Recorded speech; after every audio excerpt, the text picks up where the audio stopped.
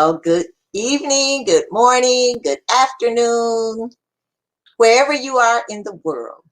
It's Dr. Janice Hooker with you for another episode of Relationship Matters. I hope everyone is staying safe and staying healthy and wearing your mask. As you know, this show is about all kinds of relationships with your personal friends, your professional colleagues, relationships. When I say relationship matters, it can even be relationship with those shoes you love, my sisters, that we can't get rid of, but we can't wear. And guys, that old ratty chair that you love to sit in, or the old ugly looking hat that your significant others don't like, but you just can't get rid of it. But today, we are having two guests on that are hilarious, and they're going to talk about the relationships they have with their craft.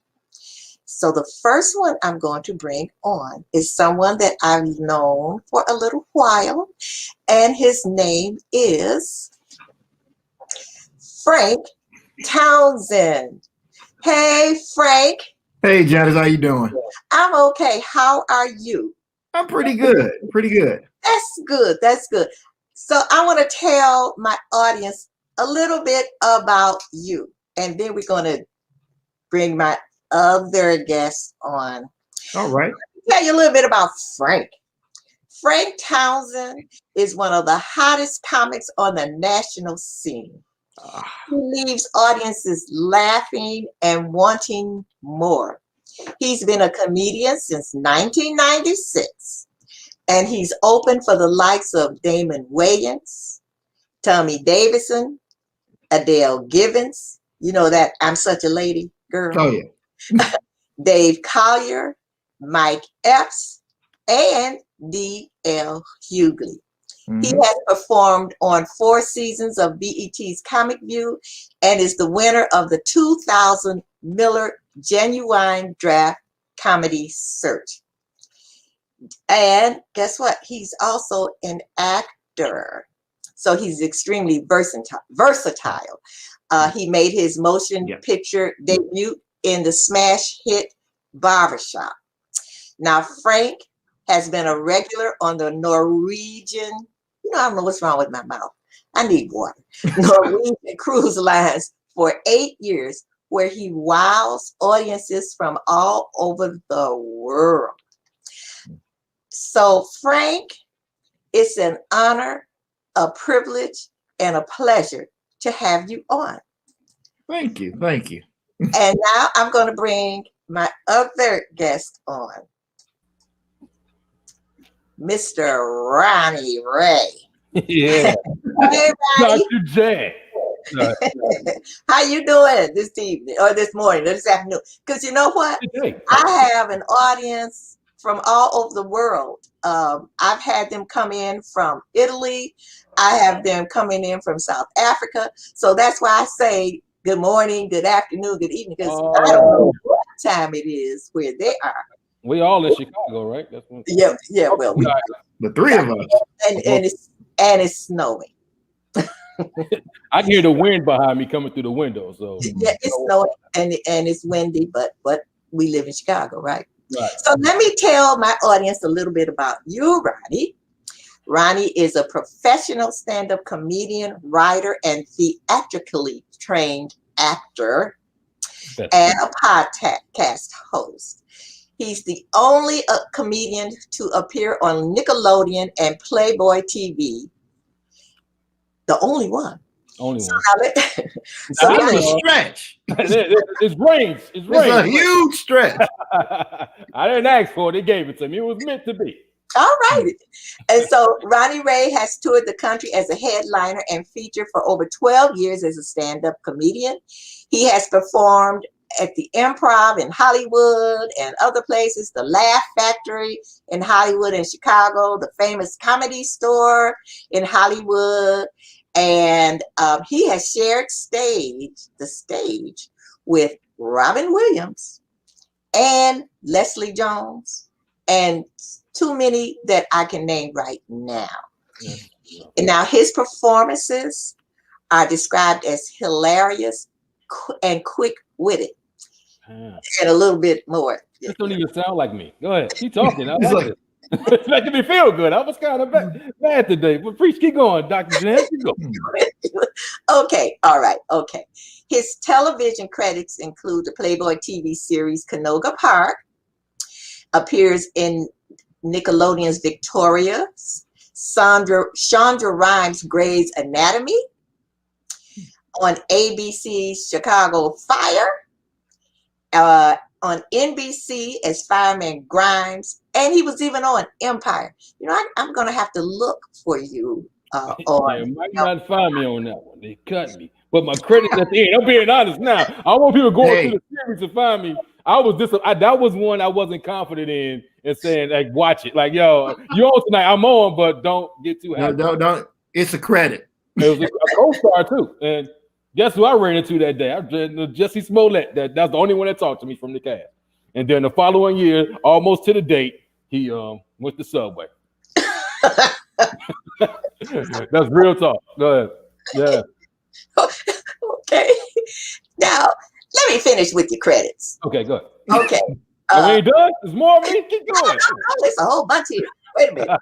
And I'm not saying it all, because, that was, half an hour for both you and Frank. So, Right. But let me say this. You were in the movie Save the Last Dance with Kerry Washington? Yeah, 20 years ago, last month. Crazy. I'm the one that grabbed her butt when she came in the club. My first audition ever, first movie ever. Yes. That's Okay. And they didn't bring you back for Scandal? That would have been cold. You know what I'm saying? Come on. I was close with Graves. I was the guy with the rebar in his chest and Graves, and I thought she was going to come in to be the wife because that was just before Scandal started, but it wasn't her. So I thought I'd get a chance, but no, I moved back to Chicago and it didn't work out.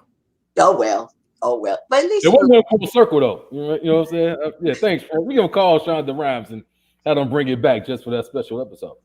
You know what? Right. Look, Scandal is not on anymore. Can't do that. We're going to bring it back. Olivia Pope. For that one episode. Yeah, one episode. Back in the club. There you go, right there. Go to whatever the steps, whatever the heck it was. We're going to be 20 years later. They were good for flashbacks on that show. They did, yeah.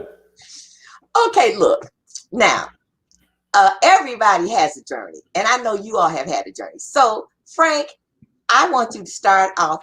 What did you do before you became a comedian? And why did you decide to become a comedian? I was actually a college student before I became a comedian. So financial aid ran out, basically. Okay. No, seriously. I was in college and I ended up opening for Adele Givens. That's a long story short. Okay. Down in college. That was my second year doing comedy. I have been doing the Cotton Club down at U of I, which is a Black History Month talent show they do every single year. Okay. I was in it one year. I hosted it the next year, and then Adele came. And after that, came back to Chicago and was like, let's get it popping. So that's how I got started. Okay. So what about you, Ronnie? I started in improv first. Second City, Chicago, 96, 97. Mm-hmm. I thought about doing stand-up, but that's when I saw you perform that joke we were talking about earlier. And I was like, I don't know. There was D-Ray and Corey and all these guys. I'm like, I don't know if I mix right away. Let me try this and become something else and then come back to it. So I did that, and my improv group wound up hitting the road. We Be Negroes was the first African-American sketch improv company ever. And we started touring and teaching in like Stanford and Virginia State and all that stuff. And we all decided we was in San Francisco. They're like, yo, we all moving to Hollywood. So moved to LA, lived there for about 2 years. And then I started doing stand-up in 2004. So what made you think that, a comedian to me is like you got a special skill, Right. So what made you think that you were going to you could make people laugh. Frank? I was actually the first, before I even got in that talent show, there was a brother down on the yard named Brian Dawson. I watched him do it. And Brian was very funny. And I was sitting front row, dead center, watching Brian. I was like, man, he's funny. I think I can do it too. And I always like making people laugh anyway. So, and I come from a long line of fools. So, matter of fact, I'm not even the funniest one in my family. I got some relatives. Whew. Okay. That's what I was about to say. I was just about to say that. I am not the funniest guy. I'm just the one that got on stage for it. I'm the one that took the serious. You the one that took the serious, man. Right. For me, I just always, I felt like I belonged to that. Like I seen Eddie Murphy when I was like 6. I was like, I want to be like him. Okay. I just want to be like him. And somehow I was super shy.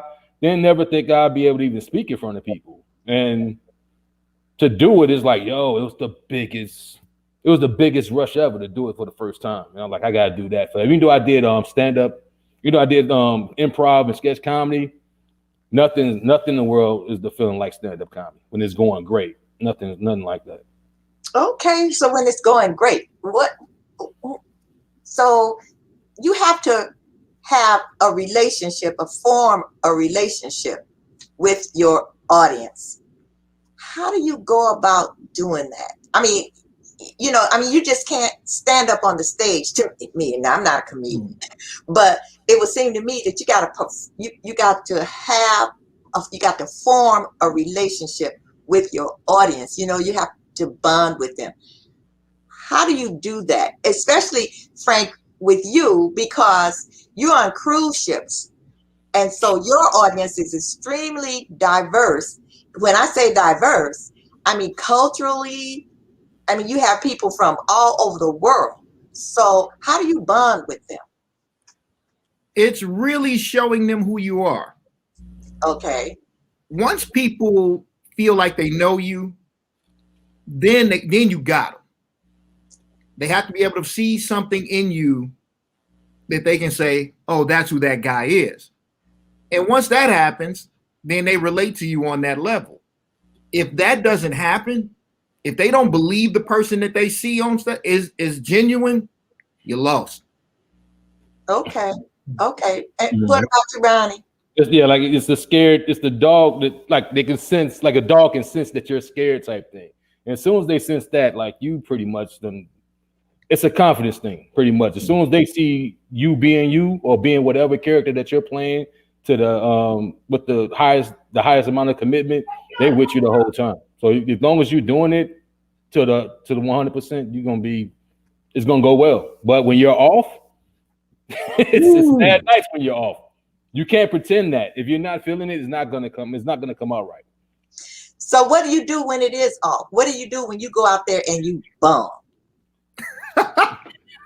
I mean, people are looking at you, you were telling your jokes or, whatever your skits are or whatever, and you get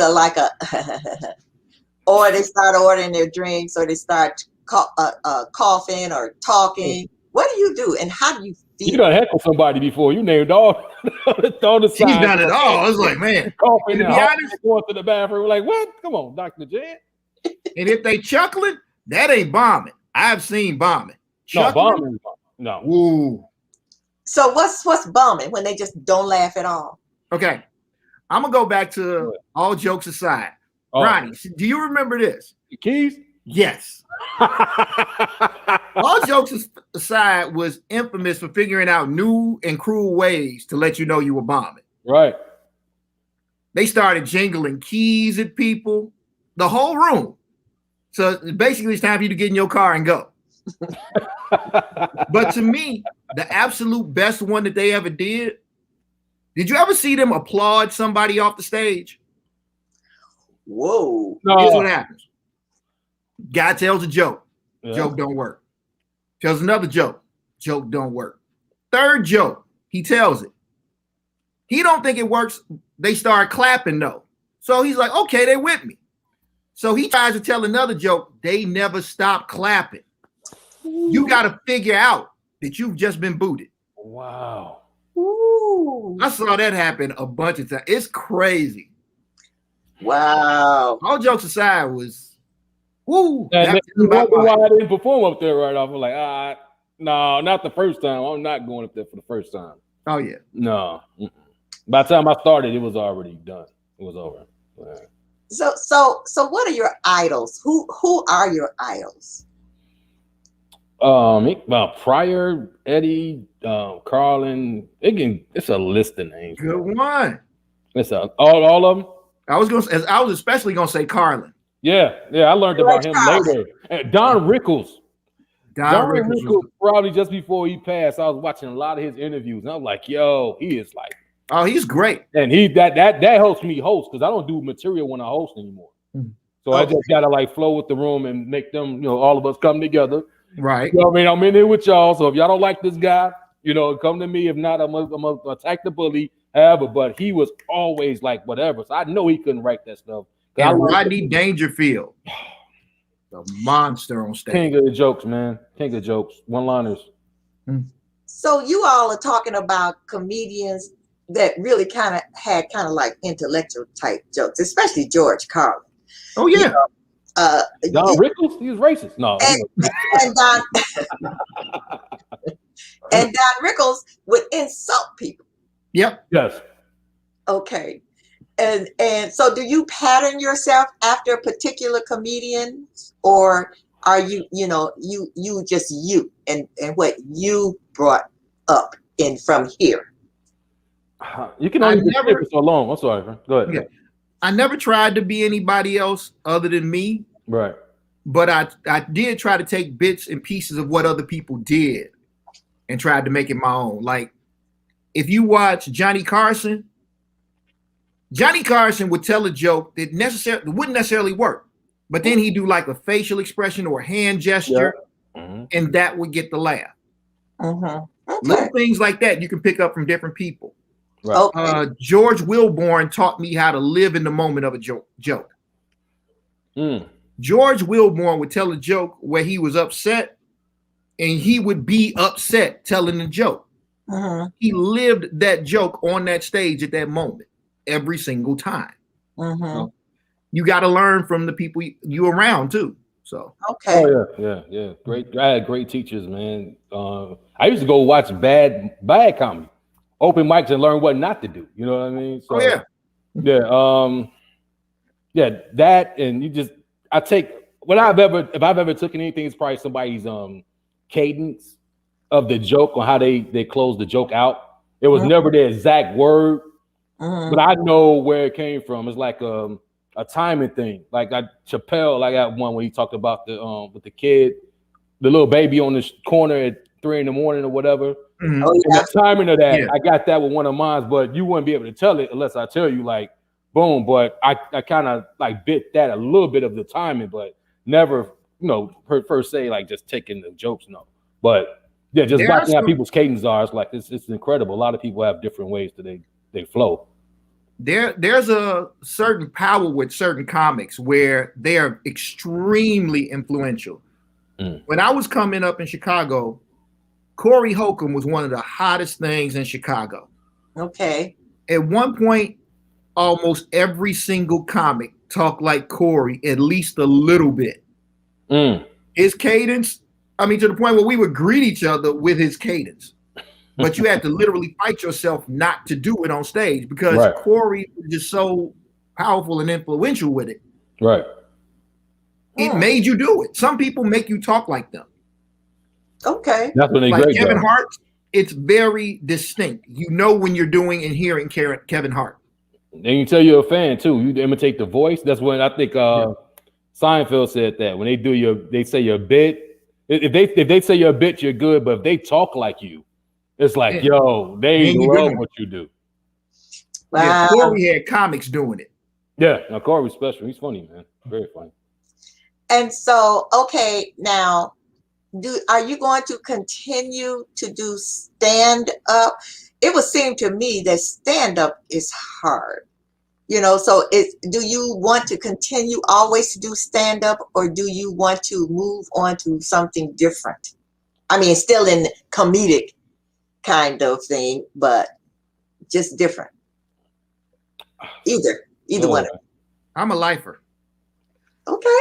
I'll act, I write, I'll do podcasts, I'll do everything else, but I still have to get on that stage. It's in me now. There's nothing I can do about it. There's nothing in the world better than this. Better than that. I almost cursed on your show. There's nothing in the world better than that. I'm sorry. I do everything comedy. That's why I started in improv, stand-up, sketch comedy, animation. I've done movies, acting, SAG card, whatever. All those things don't match me going on stage and rocking out for whatever time I have to rock out for. It's a special feeling. I was getting ready to say it. It's a feeling, isn't it, that you get from the audience? I guess it's like an entertainer, a singer, or whatever. That they like those accolades, or that feeling that you get.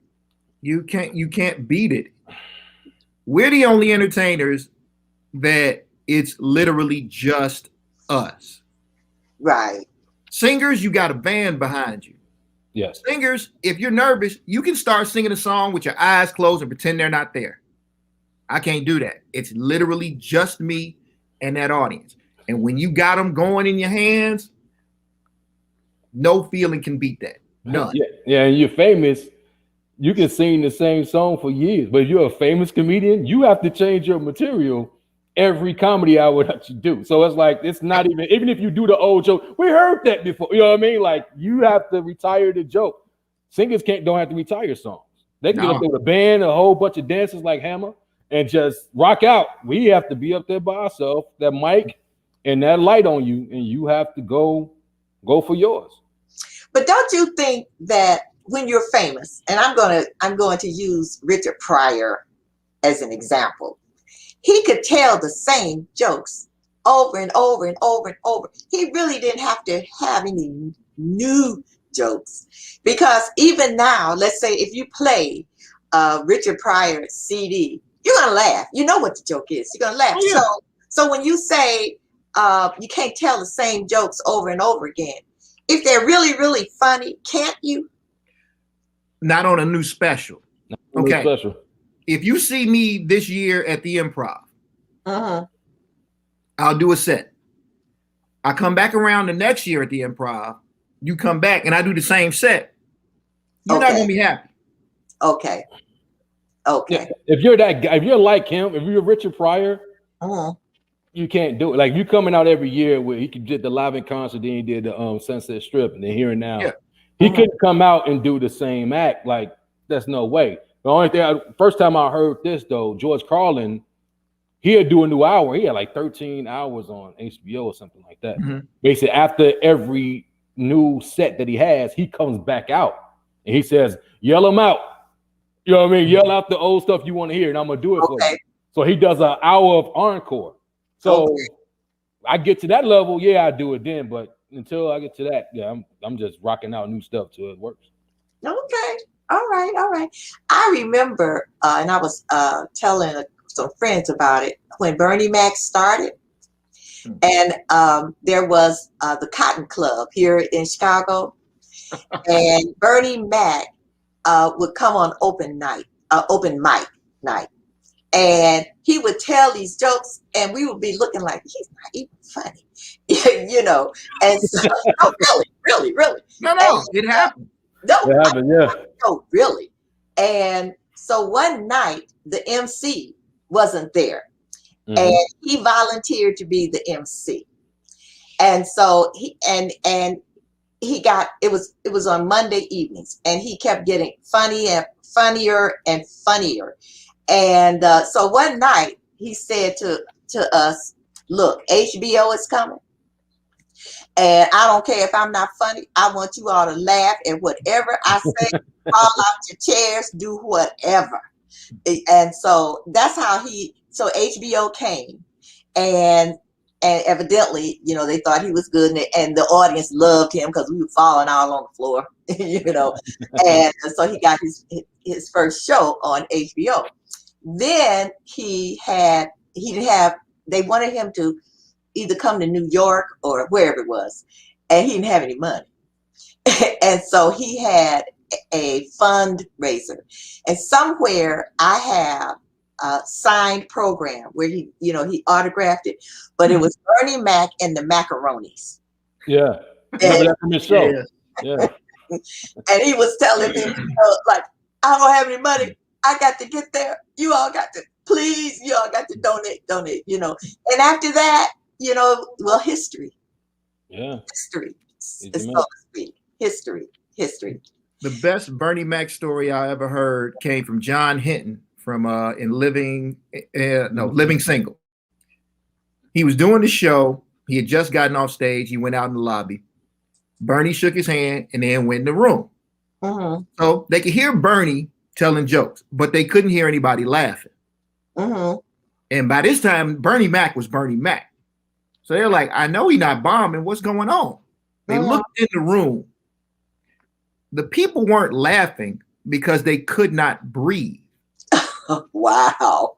He literally had people on the floor. If you weren't on the floor, you were hanging onto your table to keep from falling on the floor, gasping for air. Wow. I've never even heard of that in comedy. Wow. Yeah, God that's something.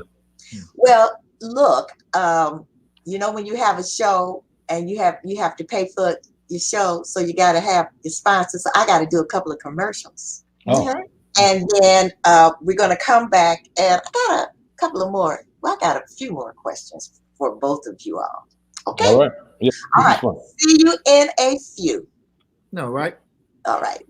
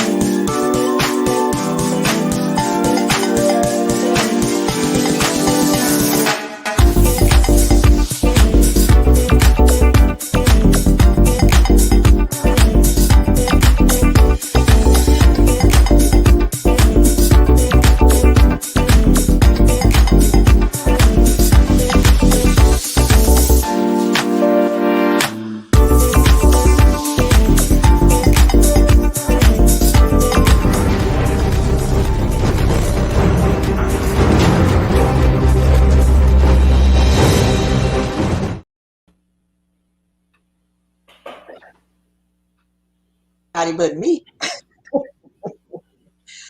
So, have you all had to make any sacrifices to become? Tell me, what sacrifices have you had to make? I'm not married. Okay. I don't have any kids. Like, it's that a sacrifice? That's just for me, yeah, because I was out there in the streets. Front line, you know what I mean? So I'm like, hey, calm down. You know what I mean? I got this thing. So I'm like, no, I don't want you to. So time. It's a lot, man. I can't even describe it honestly. It's a lot. Okay. This is hard to understand. You have to, especially at the level. As long as I've been doing it, and I'm not a millionaire. I ain't meeting no. I'm not. No, I'm still. This is it for me. You have to understand this life. If you don't understand this life, you really can't hang with me. So that's probably why. I still got married when I was 18, and somebody that had my back since prom night. You know what I mean? I needed a woman like that. But now, like, no, it's like, now it's like, you still out there and you make what? I ain't seen you on this. Yeah, I got credits, but it don't matter. Yeah, I don't know. Maybe I'm going. Go ahead, hey Frank, talk, man, because I'm about to just run my mouth like. And then in '87, no, keep going, man. No, but you do. because I'm on the other side of that, because I do have a wife and kid. Right. And trust me, it is a sacrifice. When my son was born, I didn't take a road gig for 2 years. Oh, wow. I stayed local, I worked a job, and I still did comedy, but I only took local stuff. He was 2 before I left, and it killed me.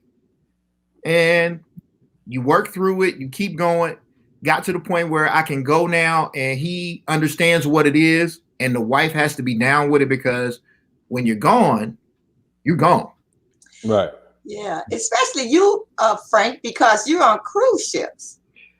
The thing is, the difference with that is, if I'm gone for 2 weeks on land for land gigs, that's 2 different cities. So I could technically come home. Comedy clubs generally run from Wednesday or Thursday to Sunday. Okay. So I can come back home Monday and leave out the next Wednesday. So at least I have a couple of days at home. Okay. On a cruise ship, I'm doing anywhere from 2 to 4 weeks straight. So I could be gone a month. Mm. Wow. And that falls on my wife. And the thing is, I'm active in my house. So when I'm gone, it's missed, because I do things around here. I don't want to just be that guy, you know. Okay. I help. I do this. This is my house. Right.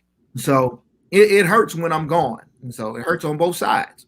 Okay. I lived in LA, so that's a totally different grind. I didn't start stand-up till I got there in 04. So it's like you there, but you still got to have you still have to make money, because back there you have to pay to get on stage. Open mics. Oh, really?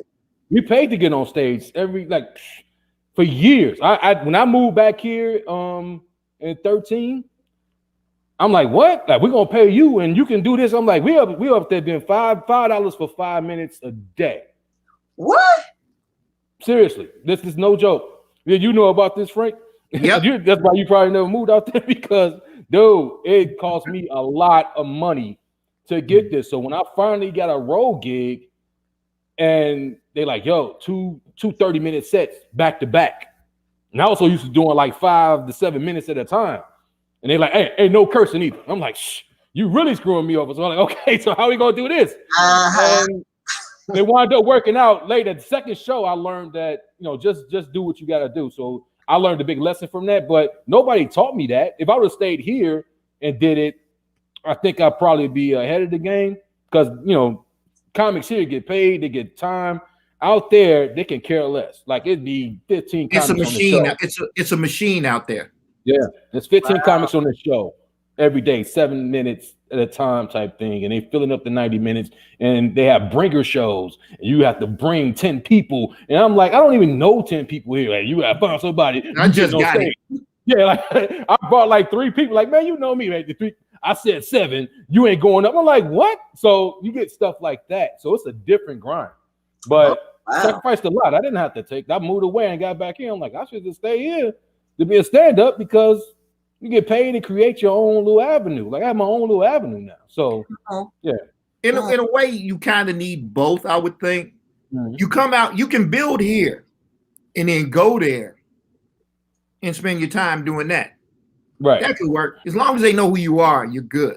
Right. No, I have probably my best friends in comedy are in LA. Mm-hmm. So my camaraderie with my friends, all of us paying money and being poor together. Yeah, you do develop a bond, but yeah, like to be able to make it a business, there was no way. It was all about they riding off getting lucky and some producer for Paramount seeing you and giving you a picture deal on open mic. They play everybody like that. Now, being on the cruise ships provides a different problem in that I'm gone so much that when I come back here, I don't know.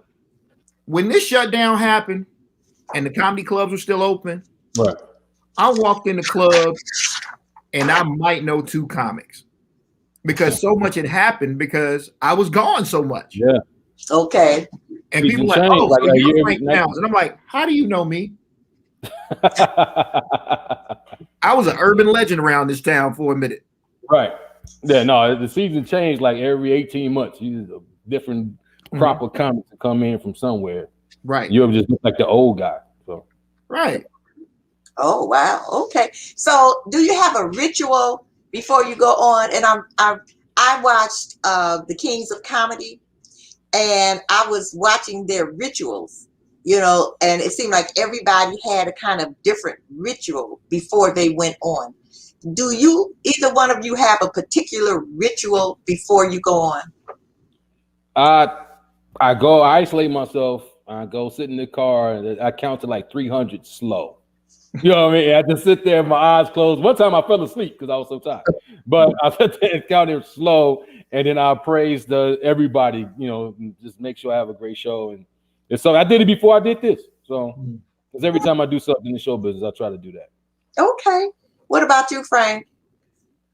Not anymore officially. I do have one. It depends on who I'm working with. If I'm working with Alex Ortiz, we got this weird thing where whoever's going on stage empties their pockets and the other person has to hold it. We started that when we were doing the Miller Genuine Draft Finals at the Regal. That was 100 years ago. And we just did a show not long ago where we did the same thing. And the crazy part is my wife was there. I didn't give my stuff to her. I gave it to him.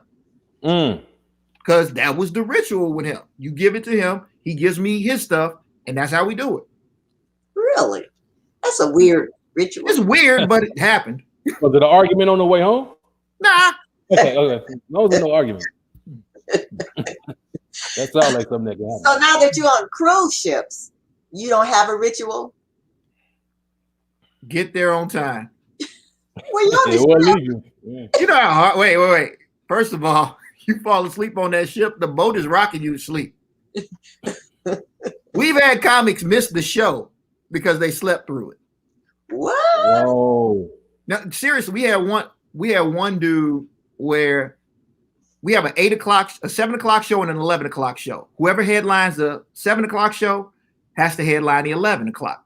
But there's one in the middle. So basically, you got a 3-hour gap between shows. That is unheard of in comedy. That's a long time, man. So I saw him around 9 before the other show started, and he said he'd be there. Normally, before I introduce a comic, I would check backstage to see if he was there. I knew he was there, so because he said he would be there. I introduced him. Nothing happened. Nothing. So Dean Edwards was the other comic. I sent Dean to go look for him while I stalled. Dean comes back, gives me a signal. I'm thinking Dean telling me to introduce him. No. I introduced the guy again. Still nothing happened. So at this point, now I'm making jokes like Phil is dead. So Dean did the show and wanted me to go upstairs to look to see where Phil was. I go up there and I'm knocking on the door. One of the guys came with me.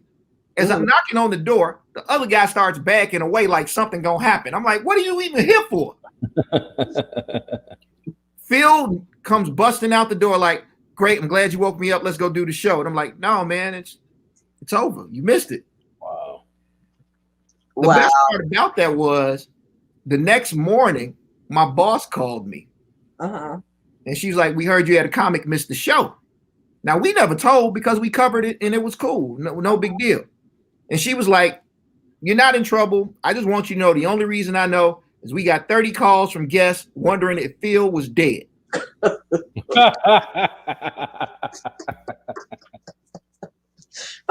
Wow. Oh my goodness. So let me ask another question. Who is your hardest audience? Black people. Really? Now, Black women. I had the worst heckles by women, and black women especially. Why is that? I don't know. I did a joke about Michelle Obama one time, and they hated me, man.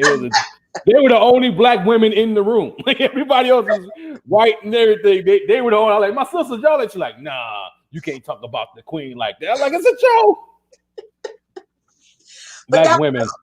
But that was just at one time. So you over a period of time, that's your hardest audience. guys get it don't have to be race. Guys, me and guys are cool. It's with women though. I get heckled. They drunk or something. Remember recording my album, they had to carry this lady out. They carried her out of the club and put her in the car. We out there talking, and she comes back out, and you can't get rid of me and whatever. I'm like, where's she come from? Who is she? I'm just taking her to the bathroom. I'm sorry, Ronnie. Good show, Ronnie. I'm like, dude, you take your girl to Alcoholics Anonymous or something. we ain't doing bring your own bottle in this place no more. What about you, Frank? I still say, for me, it's just black people in general. I think blacks are the toughest audience, but we give the most love. Yes. Black audiences will come in with the intent on not laughing. Okay. I heard they will come in and sit. I heard Steve Harvey say this. He said, well, I read it. He said white comics, they're judged after the comic that was before them. He said black comics are judged from comics that precede them. Like we're judged like from Richard Pryor or whatever. So if a black guy comes, he's dressed up and he has his woman, he's ready to see something he's never seen before. And we're working jokes out like, no, you need to bring it. So we have the roughest. You're right with that. Mm-hmm. I had to tell that story about the girl that was drunk. I'm sorry. You're right. There was a guy, at all jokes aside, he had drove, a black dude from Arkansas. Now, back at that time, there were literally only 2 black-owned comedy clubs in the country. Okay. All jokes aside in Chicago and all jokes aside in Detroit. Okay. So this guy, black guy from Arkansas, drove up for open mic night. Had never been to Chicago, never been outside, had never seen a black audience before. This was when those suede and denim suits were out. He had one, which was 90s. Stylish at the time. Yeah, mid-90s are, yeah. But he had a fanny pack. Okay. The biggest fanny pack in the world. He got on stage with it. This was when they were doing the cat calls. That's how they got you off stage. Okay. This wasn't the keys. This was the cat call. So they gave him the cat call before he even finished the first joke. Damon Williams got back on stage and said, okay, I know what's wrong. This man drove too far for y'all to do that. Here's what we're going to do. I know the issue. Not going to say what it is. We're going to fix the issue. And we're going to bring him back after a few comics. So 3 more comics came. They took the fanny pack off the dude. They let him get back up there. He told a joke. They booed him again. Damon got on stage and was like, y'all just couldn't let it go, could y'all? The man got booed for an accessory. Twice. Wow. Yeah. In one night. Same you got your wardrobe gotta be somewhat on point when you go into black audience. I had some white shoes on one time. I literally threw those shoes away. I walked in the house in my socks. Like I am done with these shoes. And look at your shoes. I was like, I couldn't even come back at them. I'm like, they match my pants though, dude. It's a whole fit. It matches though, right, man? I don't care. You can't be wearing. You gotta have some ones on, some Jordans. Like, damn, I ain't know he had to go through a fashion consultant before we came here. But yeah, I got a question that's from Sandy Barney Ennis, and she wants to know: do white people understand or get our humor? They love our humor. Okay. They honestly love our humor. Okay. I'm sorry, I'm laughing because I remember doing the show, and I was the only black guy on the show. And this guy came up to me and said, "Hey, Ronnie, hey, great man. I just want to tell you, I think that black comics are better than white comics." And he walked away. I'm like, "Hey, all right, I guess, yeah." I've heard that a million times. Really? Yes. Really? So, why do you think that is? I mean, the humor is different. We come from black comics usually come from a place of honesty. Okay. Real life. From your life. A lot of the white comics I've seen do more abstract, made up situations. Okay. But we talk about real life issues, whether it be ours or something we've seen. Okay. They'll make up stuff that is so abstract. And not saying it's not funny, but one thing I've learned, it's really hard to do made up stuff once you've heard a real comic on that stage that night. Okay. So we don't do a lot of fake. Black comics don't do a lot of fake stuff. We talk it about comes life. from real life. Now, I've got two things I want to say. And I want both of you all to do this. Frank, I want you to do your eyebrow. I want you to tell that joke or that story about going to adopt a kid. And yeah, right. Okay. And and I know it's only like about 3 minutes long. And Ronnie, I want you to think of a clean story clean story that you can tell and it takes no longer than say about 3 minutes. Okay, Frank, go ahead. Okay, because the problem with telling that one is I don't really remember it. You want me to tell it? Okay. Because I remember it. Okay, I got one that I want to tell though. It's the joke that would come before that. Okay. Talk about when my wife told me she was having my baby. Okay. She said something to me that didn't make sense as a man. She told me she was late. Hold on. That might be her calling you, telling you, don't tell that joke. So she right upstairs. So she actually was watching this. When a woman tells a man that you late, it don't really make sense to us because we don't. Most men think that it's an abstract time thing. The average man think when you say you late, you got like 9-10 days to get this thing popping. Mm-hmm. So when she said it was in one ear, right out the other. So she goes to take a test and she finds out that she's having my baby. So when I come home, she's gonna try to find a cute way to tell me she's having my child, but it's based on me remembering. Okay. That she said that she was late. And the reason that don't work, because as a man, I don't remember like you. As a woman, I can tell you a story in 3 parts. I can give you the first part today, second part in a week, third part in a month. The minute I give you that last part, because you're a woman, your mind snaps it all together. Every time you tell a man a story and you add something new, you got to start all the way from the beginning. Every single time. You got to start off with, you remember when I told you. So when I came in the door, my wife said this to me. She goes, guess what? I peed on a stick today.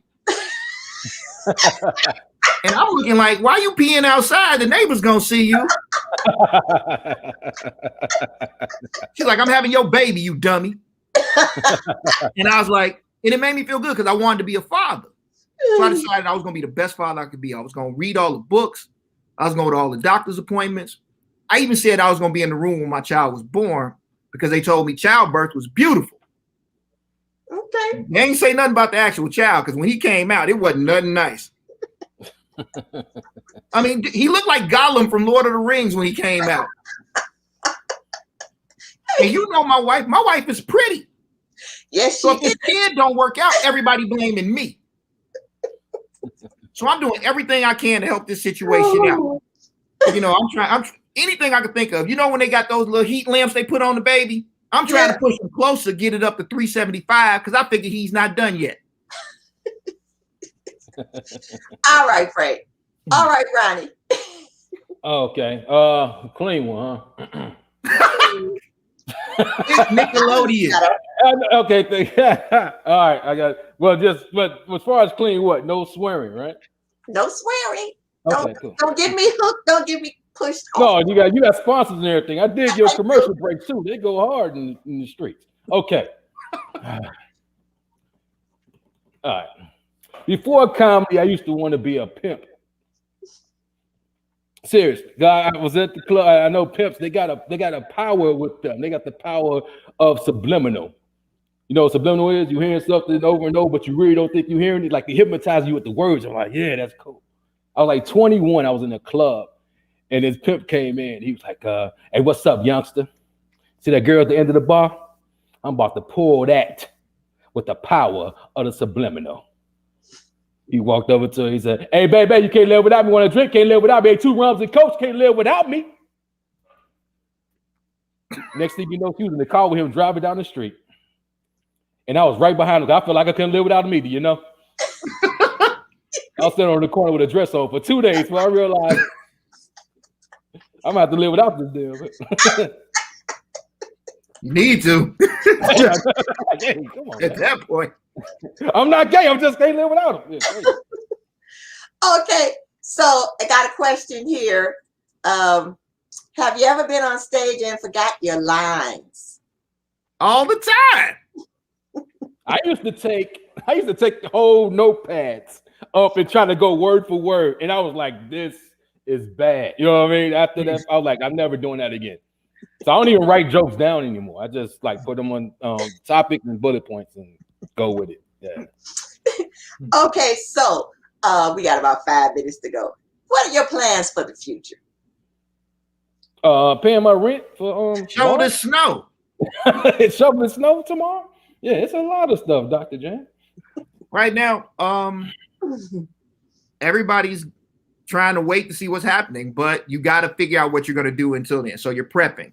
A lot of us are writing, not just comedy bits. We're writing television shows, we're writing movies and things like that. So I got some shows that I'm trying to put together. A couple of movies I'm trying to write, and still writing comedy. Got some shows that are coming up in Chicago as soon as they crack the doors open. So, yeah, I got my own podcast. Go. You finished now? What's up? Oh, because check with Zanies, because Zanies is booking for March and April. So. Oh yeah. Okay. Nice. Right. I started my own podcast network.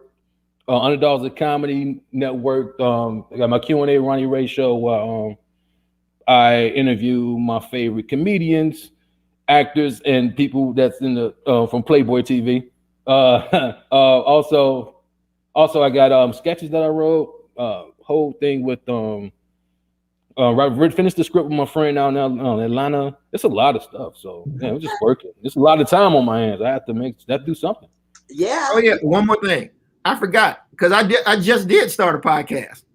You just said it earlier. Yeah, I got three episodes already done. So it's called Let Me Be Frank podcast. So and how can they find it? You can look under People of Comedy Network on Facebook, or you can look under Let Me Be Frank because it's also there as well. Right now, that's the easiest place, and YouTube. Okay, great. And Ronnie Ray, you subscribe to the YouTube page. That's the hardest thing. We haven't been able to do sketches. I wrote like 70. I have a whiteboard here full of different sketches. My brother just got his diploma in filmmaking. Jay David, that's your cousin? Yeah, Jay David Shanks. He told me that probably like about 8 years ago. You know, Frank Townsend, like, yeah, I was in LA. Like, yeah, you know, that's my cousin. Like, wow, I saw him do the joke with what's his name? I mentioned the joke too. So yeah, that's literally my first cousin. That's great. He spoke in my brother's graduation at Columbia. Wow. Like 2 years ago. So my brother's a film student, so I'm like, we're gonna get him going. And yeah, just shooting stuff, man. Just subscribe to the YouTube page because we got a whole lot of stuff coming. All right. So now we have something you know what? Put Lakeisha. Now, right? That's your better half. Yeah, that's her. Such a gift. She had to say this right because she's probably in the next room. She upstairs. Yeah. She upstairs. So I got one little quick question, and I don't know if you want to answer this question or not, but he put it up there. He said, "Ask Frank about Amy, the pretty girl from Comic-Con." It's a quick, because we only got 2 minutes. Amy, the pretty girl from Comic-Con. You know what? I don't like Kevin. We went to Comic-Con a couple years back, and we just walked around videotaping what we saw. And Amy was not even a girl from Comic-Con. Amy was a guy, an old man, an old white dude dressed like a girl. because you know the end of the cosplay. But I got a feeling his wasn't cosplay. I think his was just Friday night. That's just how he got there. It was horrific. It was horrific. So quickly, give me one line. What would you say, Ronnie and Frank, about someone, a young man or a young woman who wants to become a comedian? One sentence. Do what? Get on stage and don't stop ever. All right. Get on the stage and don't stop ever. What I say to the kids, to the young comedy kids, when you start, know when to graduate, because they will never tell you when to move up to the next thing. Okay. No. Some cats will. It depends, because Damon Williams was good for letting folks know, hey, you need, instead of just doing this open mic, they need to pay you on the weekends. That's what he told me. Mm-hmm. And then he told cats, like, hey, you need to start getting out doing comic view. Hey, you need to go. You gotta know when, but he's telling you. Everybody doesn't say it though. Oh yeah, you're lucky with that one. It depends on who you're around. Some of the old heads will tell you if they see it in you. They definitely will. Okay, so look, Ronnie. Sandy, I see that. I want Ronnie Ray to be my grandbaby's daddy. I take a girl or boy. You and my daughter would make beautiful babies. All right. She is pimping out of her daughter for life on the internet. You know. And my mom said something earlier. I'm like, okay, she's gonna see that and laugh real hard. Like, wow. Yeah. So look, it has been a pleasure. It really has. You all have just made my day. I feel so good. And I want people to reach out to Ronnie Ray. Go on YouTube, go on Facebook, look him up. And for Frank Townsend, go on YouTube, look for his podcast, go on Facebook. These are both, as you saw and heard, very, very, very funny guys. I want to thank you all for being on my show this evening. And the hour just flew by. And I want to thank all my audience for watching. And you all can't see all the laughs and all that kind of stuff, but you got a lot of love and a lot of laugh. And so I want you all to just be safe and continue on your journey, because you all are great. And the next time you appear anywhere, I'm coming. Okay? I try to keep it clean, Dr. Jen. And you know you can't keep it clean. No, well, okay, you get your own wrist then. no. She grown, she can handle it. Yeah, okay. All righty. So I want to say good night to you all. Be blessed and stay healthy. All righty? All right. Bye-bye. Bye-bye. It's been a pleasure. I have enjoyed this, and I hope that you all have enjoyed the show. I definitely have. Remember, relationship matters. There are all kinds of relationships, and we just had an hour of the most beautiful relationships there are. So thank you all for tuning in, and I will see you next week. Bye-bye.